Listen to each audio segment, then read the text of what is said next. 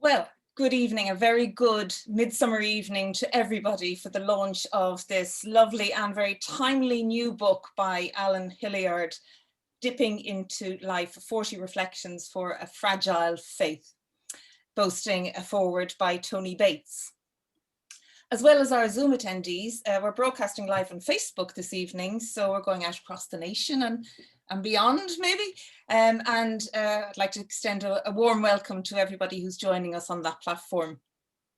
My name is Alan Henry from Messenger Publications. We're publishers of the book and hosts for this evening's event.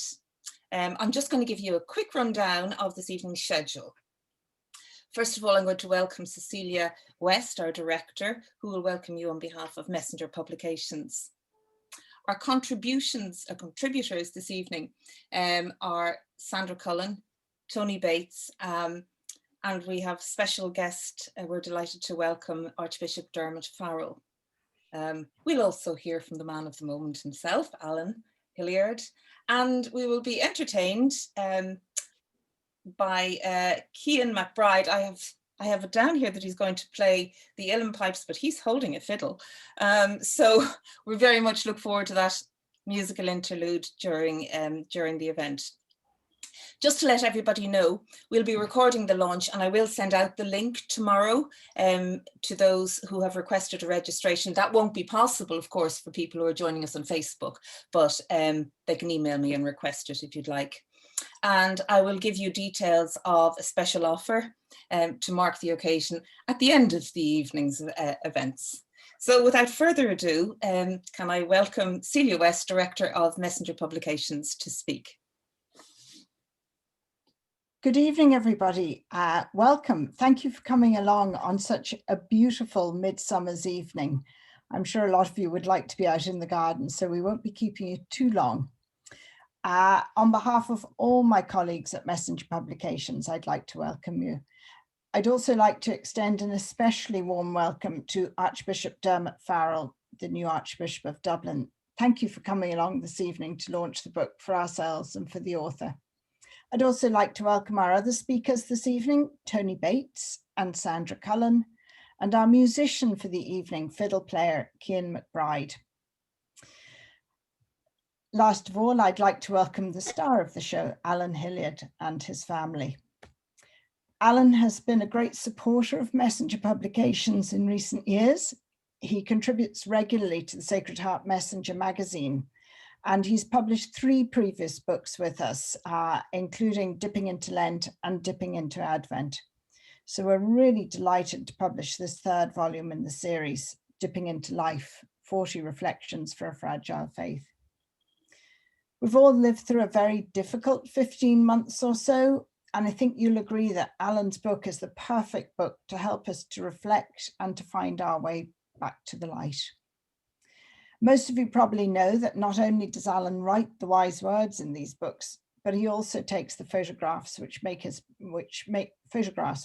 books so special. Before we get started, I've just a few quick thank yous. Thanks again to Alan for trusting us with his book. It's never easy to hand over your vision to someone else and trust them to do it justice. Thank you to all my colleagues at Messenger, from those who edit and design our books to those who invoice and pack them.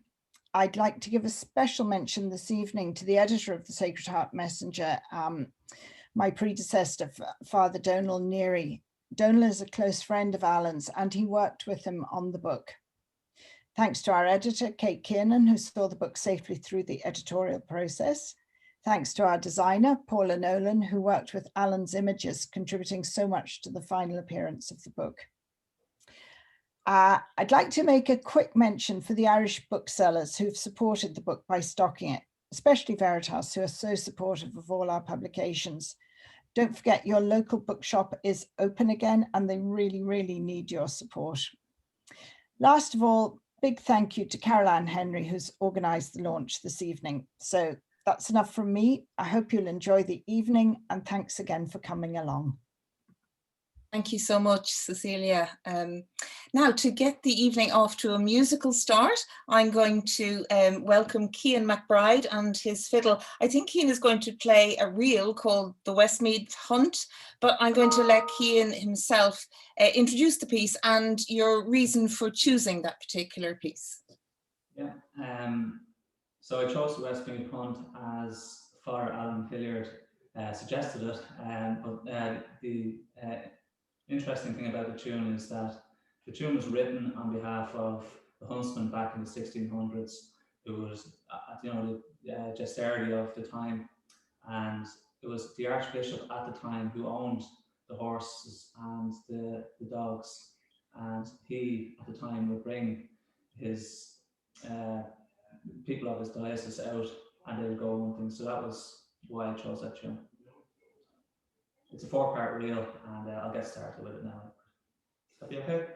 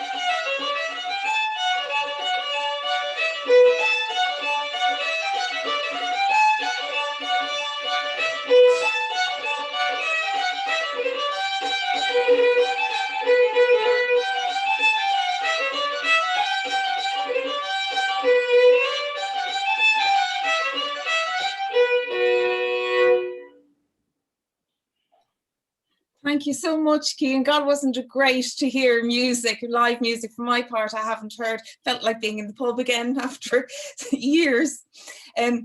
So now I would next like to welcome Sandra Cullen, who is going to read a couple of pieces, but initially she's going to read the dedication at the beginning of the book. And I will put up, as she reads the dedication, I will put up a picture that appears opposite it in the book, and it features Alan with his brother Paul. Just to introduce Sandra, Sandra is head of the School of Human Development and assistant professor of religious education in Dublin City University. She's director of the Irish Centre for Religious Education and is a board member of KESHT and the European Forum for Teachers of Religious Education. She's lectured in St. Patrick's College Maynooth and in St. Catherine's College Sign Hill, and prior to that has taught RE and English at secondary level for 14 years. Sandra is particularly interested in all areas of second level education, the place and identity of RE in secondary schools, religious education, the religious education of religious educators, European approaches to religious education, and the relationship between theology and religious education, just to keep her going. So thank you very much indeed, and you're very welcome, Sandra. Thank you very much, Carol-Ann. I'll get Alan back for that sometime. I was really pleased when Alan asked me to read the dedication. Dedications are funny things in books. And over the years, I've learned to read them first, because I think they tell you something about the person who is writing and not just what it is they're saying, but it gives us some indication of their impetus, the origin of their wisdom, I suppose, and who the influences have been. Those of us who know Alan know that the last number of years could be described as tough. They have been filled with grief, with loss, with caring, and with accompaniment, And we see all of that in the book. But ultimately what we find in the book, Dipping into Life, is that all of this life is also about hope. So I think we get some of that in the dedication. So let me read. These are Alan's words. When I walked up Kilgarran Hill, it appeared so steep that I felt my young face was meeting the road. I was 3 or 4 years of age, and my father walked me to Glaskenny, a townland outside the village of Enniskerry in County Wicklow. That was the first of my many visits to that place. As the years passed, we had the luxury of a car, so Kilgarran Hill was less of a problem for me, but I listened to the engine struggle. The journey to Glaskenny was, for an urban dweller, an afternoon of magic. From a place of brick and back lanes, we were opened to the wonders of hens and their eggs, sows and their monaf, and scenery that never ended. My Aunt May always made us welcome. The Sunday afternoon visits were remarkable with their raucous laughter, generous table and constant adventure. As a child, I wanted to hold the sun up in the sky so it would never set and our day would not come to an end. This book is dedicated to Aunt May and those who gathered with us, giving us untold chapters of memories and days of delight. It is dedicated to those moments in time that are irreplaceable and are alive in us today. This is especially poignant as many of those who shared those moments are gone ahead of us. The man who held my hand on my first visit there, my father, passed away in December 2019 when I was in the process of writing this book. I also remember in a special way my younger brother Paul, with whom I collected the eggs and fed the sows, and with whom I marvelled at it all on the way back to the brick and back lanes of Dublin when the sun had set. The sun set on Paul's earthly life on the 25th of October 2020. May they all rest in peace.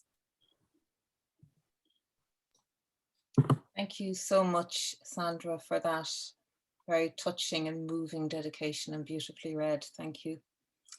It's my pleasure now to welcome Archbishop Dermot Farrell to speak.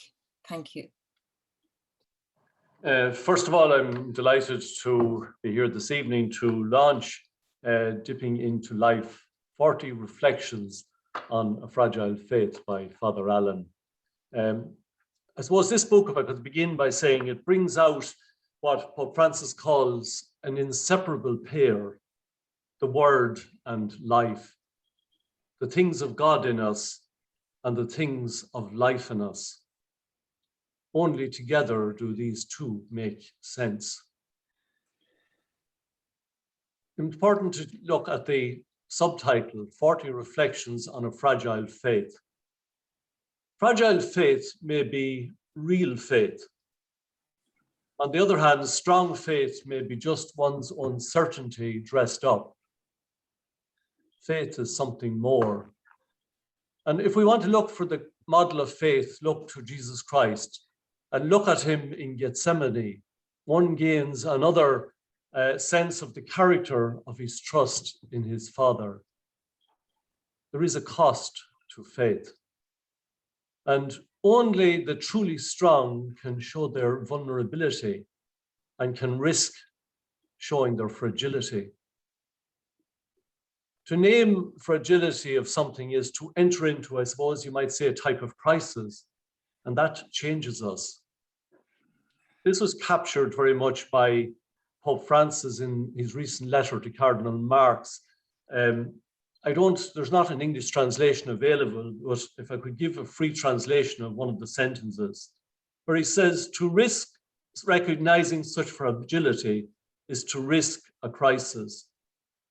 But taking such fragility on board, personally and communally, is the only fruitful path, because one does not come through a crisis alone. One comes through a crisis in community. And one must also remember that one exits a crisis a better or worse person. But a crisis never leaves the person unchanged. If faith is to be transformative, then that transformation is the fruit, I suppose you might say, of many dimensions. The fragility is one of them. That in the end, we have to depend on God. And God is ultimately all we have. That can be an extremely frightening realization. We must live from our weakness, from the barren places of our need, because there is the spring of grace and the source of our strength, as Paul discovered, when I am weak, then I am strong.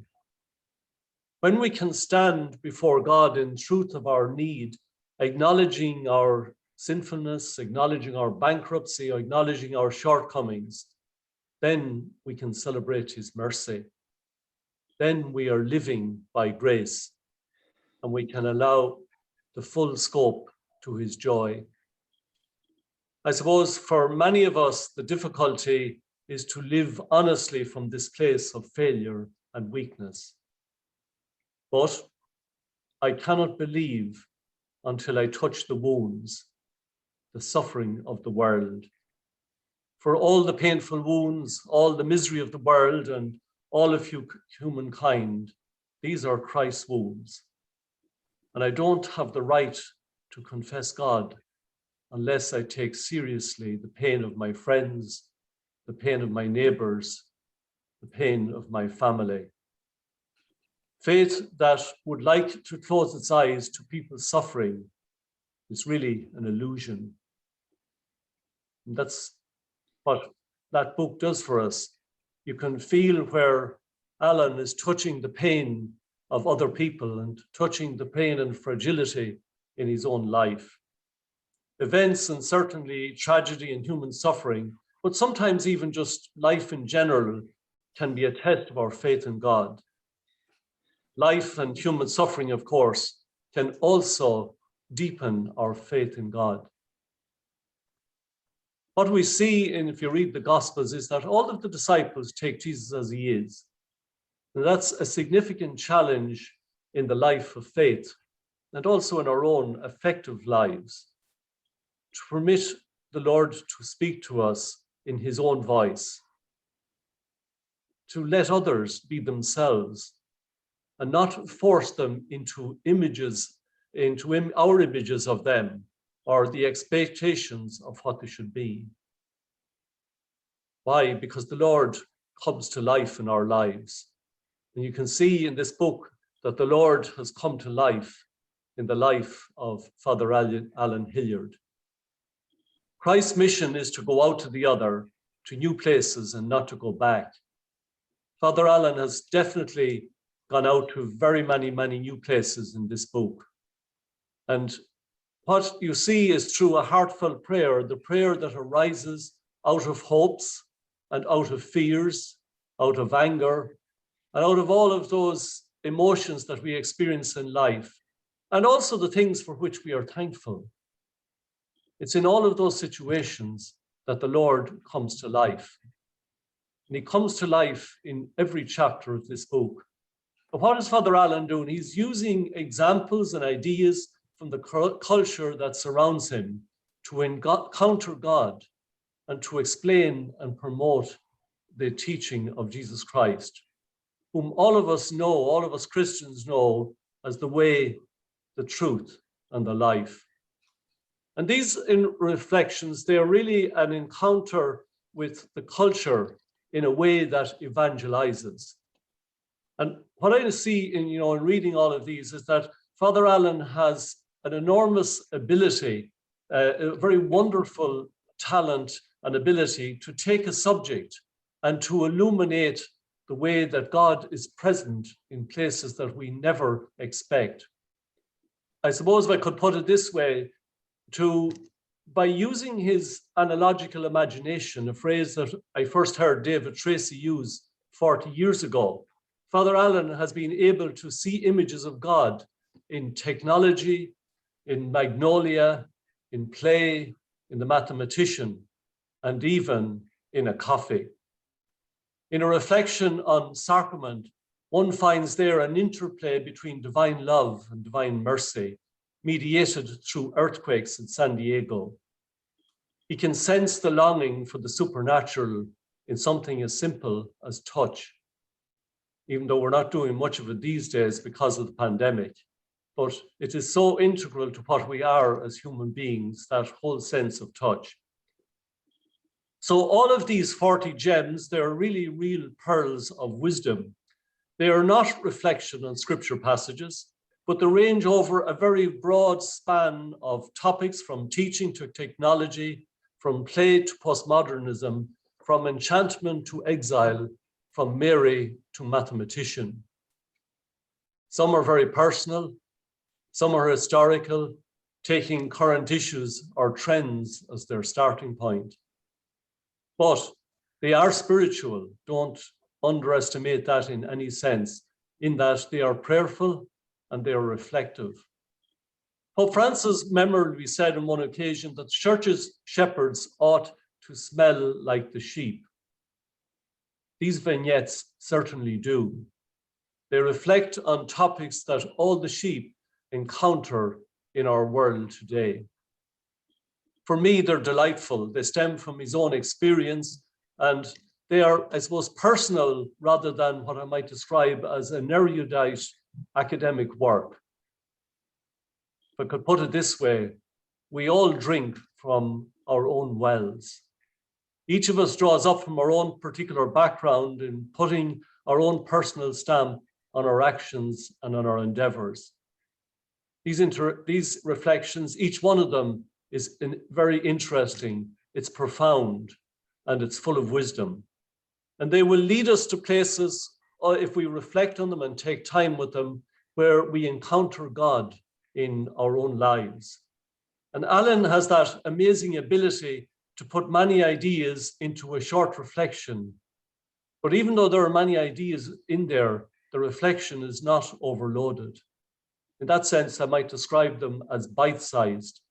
Each reflection could be read in a couple of minutes, reflected upon, pondered, absorbed, and returned to several times throughout the day. You can start to read this book anywhere you like. You could open it, just let it fall open and take a reflection. You could start on the last page as easily as the first. You can pause if you're flicking through it when you find a little vignette that you like. You'll sense the presence of the Lord in it.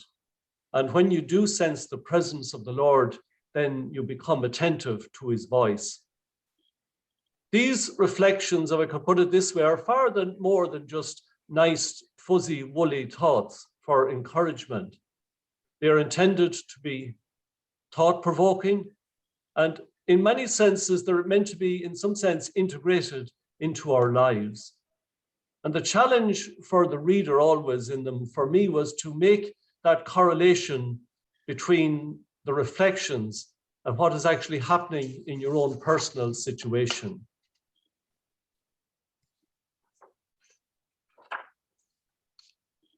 For the past 16 or 17 months, we've been all struggling with COVID-19 and its pandemic and the restrictions. And one of the reflections that I read was that one entitled Exile.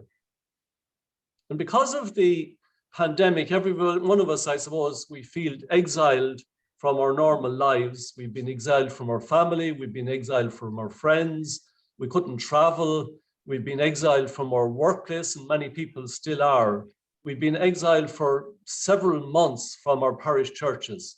But when you reflect on that piece on exile, what also comes through very strongly is the theme of hope is very much present in that reflection and comes through, as it does indeed in the one entitled Hope and in many others. Despair and hope, of course, are two sides of the coin of the human condition. And what are we all called to be? Ultimately, I suppose the important thing that hope is there. Why is it there? Because we are called to be a people of ceaseless hope, a people always living into tomorrow. We are asked not simply to endure the frustrations and the difficulties that life throws at us, and how many of those things have been thrown at us in the last 15, 16 months. But instead, what we are asked to is to live into and to live with into all of the possibilities that these difficulties open up for us in life. In that sense, hope is not a prognostication. If what is it? It is an orientation of the spirit. It's an orientation of the heart. And it transcends the world that is immediately experienced, and ultimately it's anchored somewhere beyond its horizons. So, what we have experienced in the last number of months, over the last year, those tragedies of illness, those tragedies of suffering and disability and death that have come to almost every door in the last 16 months. What do they remind us of? They remind us that love does not snatch us from the pain of time, but takes the pain of that which passes upon itself. Hope makes us ready to bear the cross of the present. And that's what many of these reflections do, to help us in many senses to bear the crosses of the present, to be able to carry those crosses. And it doesn't lead us in that sense to a denial of our own story, but it leads us to an acceptance of our own stories, to an acceptance of our own pain, and to an acceptance of all of the difficulties that we encounter in life. And I suppose when you push that far enough, it says to us that ultimately God is our only hope. An overly strong faith can block us, can be a block to God. But as the Benedictine nun, the late Maria Boulding, put it when she writes in A Gateway to Hope, that there must be nothing between ourselves and God. God will not rest until we rely on nothing but God alone. There is no guaranteed path to grace. There is no formula that we can rely on. There is only grace and life in God. I suppose finally, I might say just a word on fragile faith and prayer. What we learn is always precisely our own weakness, our own powerlessness, and our own unworthiness. And that fragility always opens us up to what God wants. What does God want from many of us? To live from his gift, to live from his grace. If you meditate on these reflections, they will help us to live from that gift and from that grace. And for that, we say a thanks to Alan for the beautiful reflections that he has given us. And let us above all give glory to God who sent his Son into the world, who let his light, the light of lights, shine into the darkness, and the darkness did not overcome it. I have no doubt that these reflections will help people in life situations of struggle and pain, of insight and renewal. Praying any of these meditations, I cannot but conclude that the process of creating them has been a blessing for Father Alan. This evening, I say to you, enjoy the light that shines from each one of these little gems that is contained in Dipping into Light, 40 reflections on a fragile faith. Congratulations to Father Alan. I'm not too sure what I'd do with a book. If I was out at the docks launching a ship, I'd smash a bottle of champagne off it. But anyway, it is launched, and certainly enjoy each and every one of them. Thank you. Thank you very much indeed, Archbishop Farrell, for that wonderful reflective talk. So the next person that is going to speak has actually written the foreword to the book. Tony Bates is a clinical psychologist and sought after columnist, author, broadcaster, and advocate for mental health.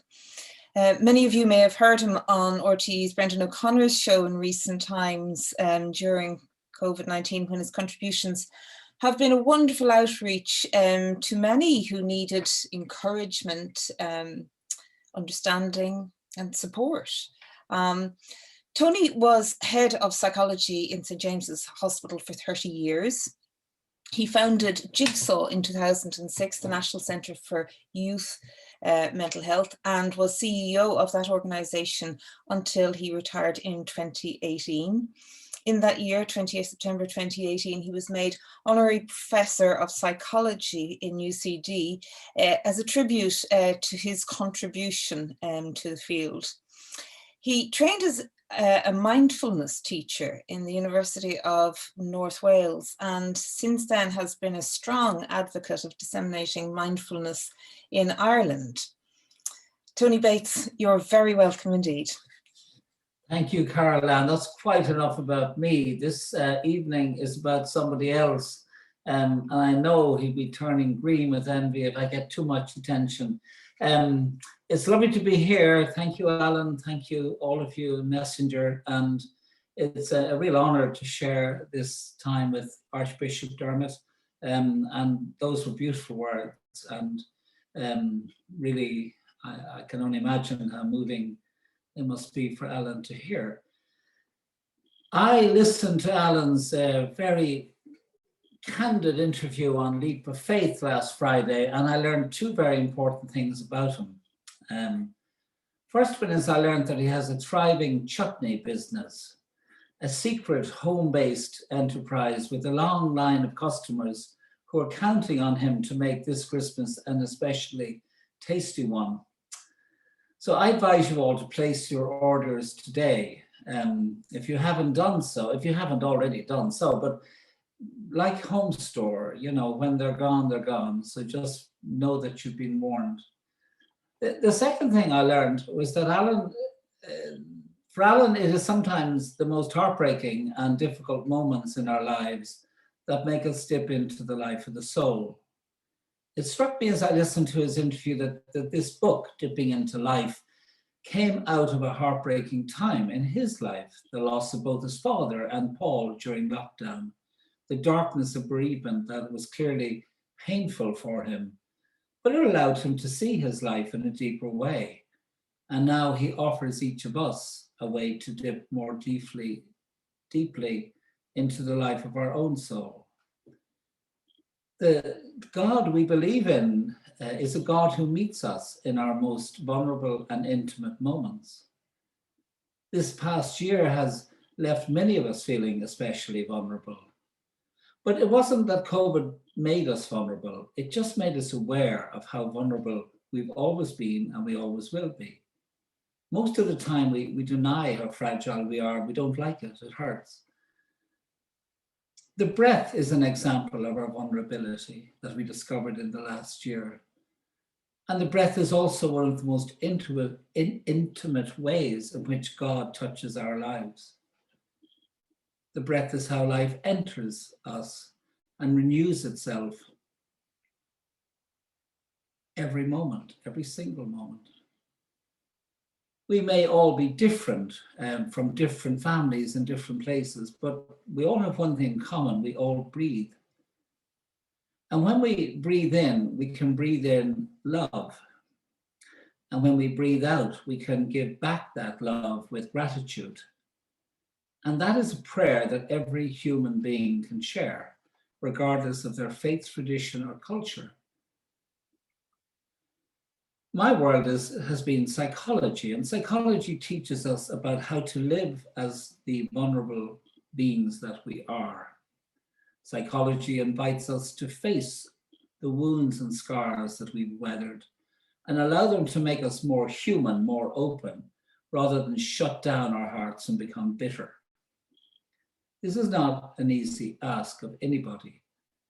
Like Adam in the Garden of Eden, who hid behind a rock when God called to him, we all have our rocks where we hide from the world. We wear masks to hide from each other. We wear cloaks of shame to hide from ourselves.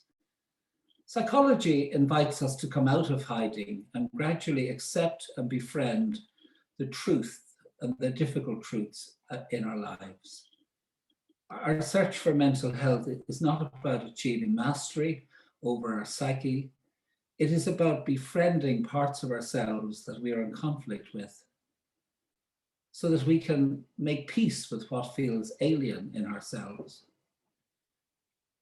And we do this by introducing what feels strong in us to what feels vulnerable.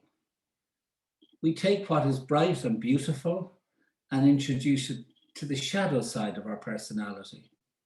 We all have a shadow. We introduce our passion for the natural and human world to our fear to take risks on its behalf. We introduce joy to grief and faith to doubt. Well-being does not mean we overcome our fears and our sorrows. Nobody gets over anything at some level. It means we found a way to put out the welcome mat for all of our feelings and listen to what they're trying to say to us. Wholeness is the mark of good mental health, but wholeness does not mean perfection. It means embracing vulnerability and brokenness as an integral part of our life. As someone who has wrestled for decades with wounds of trauma in childhood, I do not speak lightly of these things.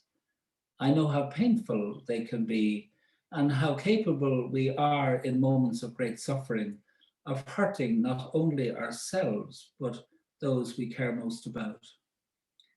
But the alternative is that we disown what is painful, hide from what we feel to be shameful, and remain stuck in our lives, frozen in time.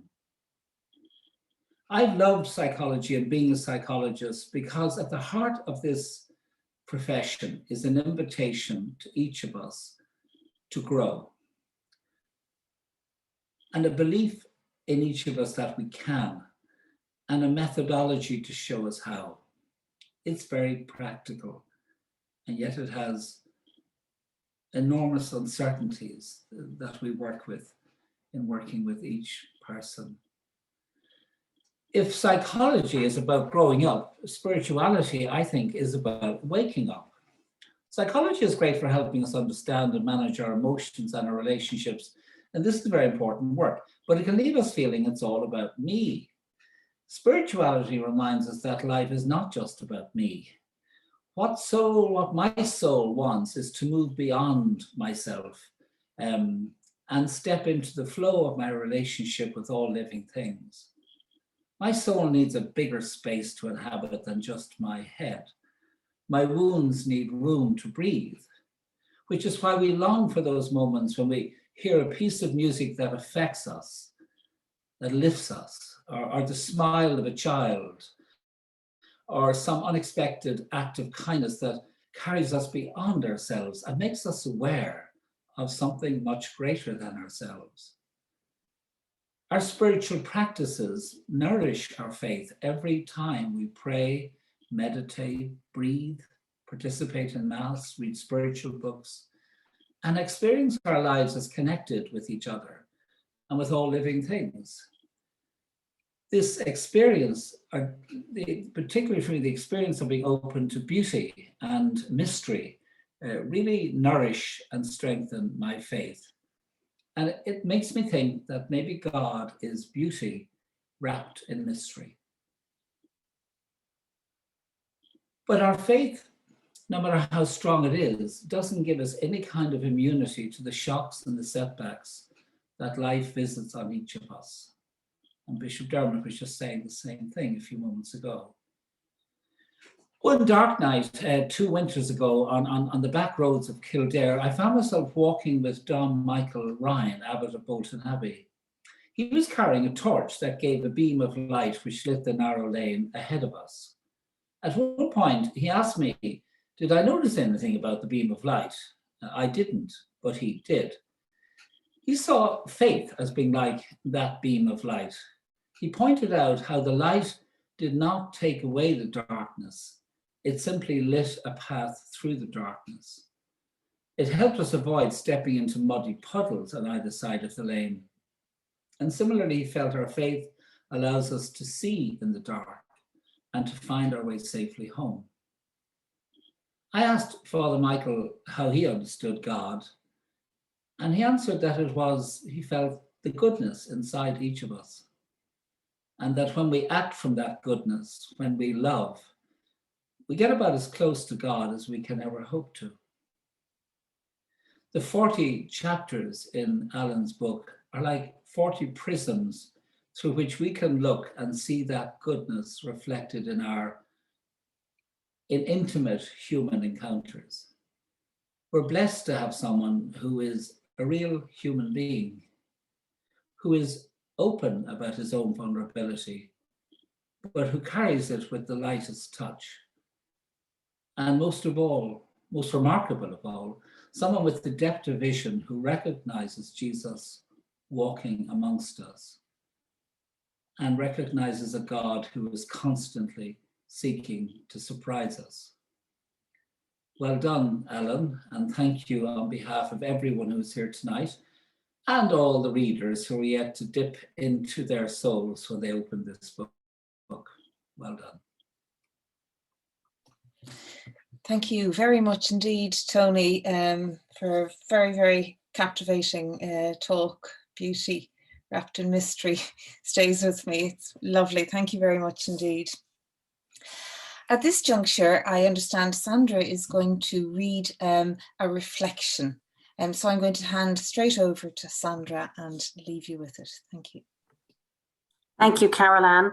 Alan asked if I would choose a reflection, but I didn't.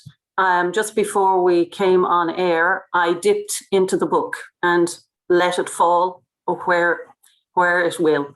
And maybe that's the point of the book, as the Archbishop and Tony have already, spoken of, that the message can be anywhere in the book for any of us. So this is where it fell open. It's swimming. My mother wasted a lot of money on swimming lessons when I was young. Every week I went to the swimming pool and I was terrified. I had a fear of putting my head under the water. I dreaded that moment when the instructor pushed us into the pool. I wasn't concerned about my swimming technique. I was just trying to keep my head above the water. Thankfully, somewhere along the way, I overcame that irrational fear. And now I love swimming. I wouldn't consider myself a strong swimmer, and I don't like going out of my depth, but I love the ocean. I get energy from diving into waves, losing myself in the seawater and finding my way back to the air again. This is very much part and parcel of the summer for me. Fear can hold you back from so much, even from things that are good for you. Submerging yourself in water involves letting go of fear, even overcoming irrational fear, so that you can enjoy the refreshing and uplifting sensation. It is no wonder that the image of water is used so often in the spiritual journey. Even baptism, the first of the sacraments on a religious journey, is symbolized by water. This rich symbol speaks of dying to an old way of life and taking on a new, refreshing way of being in the world. But it's more than one day. Belief in a loving God is a belief that you are carried by God through thick and thin. You can spend a lot of your days paddling in an immature spirituality and fail to immerse yourself in a presence that carries you and sustains you. Thomas Merton, after a lifetime of searching, expresses this sentiment beautifully. Life is a prolonged immersion in the rivers of tranquility that flow from God and into the whole universe and draw all things back into God.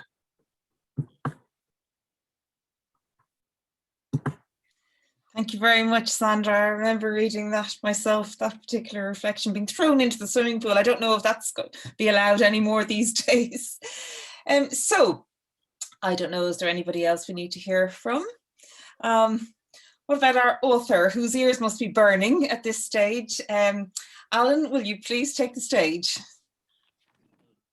I'm very humbled, but I just want to say thank you to everyone. But while I'm it's really a joy to be sharing time with you, even though it's virtually. I'd hope we would have been together. And what am I to do? I've been told I just have to say thank you and say why I wrote the book. And I think enough people have said enough about it already. One man I know dedicated his book to Harvey Norman because he said that the previous one he'd written, it had 0% interest over the first 36 months. But hopefully this one has a bit more interest from people. To say thank you to Cian and Aoife. Cian, I asked you because So many people like you suffered through this COVID time. You were supposed to get married and the date was postponed, and we eventually had a small gathering, and we'd have another gathering in August with the family. So just symbolic of so many people who've been affected at this time. Thank you, Archbishop Farrell, for your courtesy in responding so quickly to Messenger, for doing this, for the time you put into working through the book, and for exposing your own depth of spirituality, which will be a gift to us in this diocese at this time. So thank you for that. Thank you to Tony for just being Tony and being so gracious and giving to so many people, and for helping us walk that line between that world of the individual and the need to step into the bigger world of faith and community and sharing, because that is a great gift you have and a constant invitation you put before us. And for your honesty as a human being, your expert is in your humanness and helping people walk the road in these last few months through COVID, and you've helped so many people. Thank you, Sandra. You always choose the right words, but it's an honor that you chose mine tonight. And thank you all who've joined us from Australia, from Switzerland, from Finland, from Germany, from Europe, and may I say it, the non-EU countries, Scotland and England, had to say that, and from parts of North America, from Philadelphia, Massachusetts, San Francisco, from Notre Dame and Mexico, and people from South America, and particularly people from Ireland, all over Ireland, particularly the family in Enniskerry that were mentioned in the dedication, are so much part of our childhood, and to all my adopted family in Longford, where I do a lot of my writing. And I want to wish Mike and Marie in Cork a very happy wedding anniversary. Enjoy the night. Thank all of you who joined us for the lockdown mass, for all of you in the college with me, in the pastoral care and chaplaincy team, for all your support in the last year, and all of you colleagues in TU Dublin. We keep one another going. To Messenger Publications, and particularly Donal, who encouraged me to write. Now, Donal, it's a good job you used your talents to get me to write, because if you're a drug dealer, I'd be coming out of Clonmere at the moment. You're so encouraging and forthright, but you also support us as we try to unfold our gifts and talents. To the Dublin City Interfaith Forum, some of you are present. Thank you for the great variety you bring to life and my spirituality, and for respecting me, and I hope I respect you the same way. To all of you in the trad music scene who are in there tonight, I'll just say, hup, we're waiting for a time to get together when it's not about the music, it's just about the company and the crack. Thank you, people from the Sanctuary, Stan, Sheila and Tony, of course, and to all involved in the emigrant community who are involved in IEC, to those of you from the Diocese of Dublin and many of you from the Church of Ireland Diocese of Glendalough. And of course, for my family, who are here this evening in many different ways, the immediate family and the extended family. I think families are like books. Every novel has a theme. And I think our family has had the theme of comedy. We've had the theme of tragedy. I think we're working out the next theme, and it's somewhere between loss and gratitude. And when we find out what it is, we will let you know. And it's thank you for all the support and my brother William, I know, is in this evening. And we feel that loss and gratitude for what we've received, but also for what we've lost in such a short space of time. I think my Aunt Kitty, who's 91, who epitomizes gratitude, no matter what's thrown at her, she says, thank God for so much, even though the specialist has told her something can't be done. But she's probably listening down in St. Gabriel's. The second reason is why I wrote the book. Terry Prone said once, we write not because we want to, but because we have to. And when I be talking to students and they go out the door and I share a story or a statement with them, or it happens to us as a priest, it's the first signs of dementia when somebody comes back to you, probably the Archbishop would know this, and say, I never forget that homily you gave or that thing you said to me. I said, did I say that? What was it? Till I write it down and use it again. But, when you give something to a student and they come back to you, I always encourage, I said, I must write it down and share it. And some friends, especially Breed, said, you should write them down. And I have written things down, and they're the books. And when a student goes out the door and you give them the book, it's a great way of helping them stay on that journey. And I suppose the title is Dipping, but please, please, please be aware that when you're invited to dip, there's also some power at work drawing you in, wanting you to share a moment with them and help you ponder the meaning and richness of life. And the other reason I wrote this book is that it gives access to God through the ordinary. In each and every moment, this year we've been stripped of the things that supported us in the journey of faith. God is in everything. God is part of our daily journey. When we get out of bed in the morning, when we go to bed at night, and those we share that journey with. And I think we have to be more than ever more awake to that, because what church is a celebration of that. If we don't have that each and every day, we go to church with empty hearts. We celebrate as a community his presence among us. I also wrote the book because it was needed. A typical example was the other day, I was talking to a couple, they run a garden centre, and I said to her, did you read the book yet? She says, I can't get my hands on it. He has it hidden somewhere in the bedroom. I said, but I don't mind, because his head is mitred at the moment, and I'm glad he's getting a little bit of peace. And that's where the book is needed. It showed me in that couple that love knows and that love is generous. God knows and God is generous. And anything that's not generosity born of love is not of God. And another man I gave the book to, I was buying a lawnmower from him, and I said, do you read? And I gave him the book. And he says, God, I need that. He said, my son took his life last year. And the other day I said, have you read it? He says, I like it, because you're not pushing anything down my throat. And so the book is needed, not just my book, but all of us in all our ways have an ability to show the presence and the power of God in our world. The other reason I wrote it, it's not a screen. We're sick of screens. You can just open this, you can smell the book, you can feel it, you can look at it, you don't have to swipe through it. It's there just to play with and open. And I suppose I know many people, and we can all understand it and know why, have found institutional religion so difficult and have walked away from it. And I know even archbishops and priests at times struggle with all that. But we still need that time to listen to the heartbeat of God. The heartbeat of God beats throughout this world. And as Tony says, that heartbeat helps us stay fully alive and move us from our individual prisons into a world of hope and joy. One great writer, Dorothy Rose, said, depression is a prison, but the handle's on the inside. And the heartbeat of God is something that helps us journey forward and journey out. I hope when you read this book, and I thank the Archbishop again for taking time to delve into it and for Tony to delve into it. I hope in this book, you feel compassion for yourself.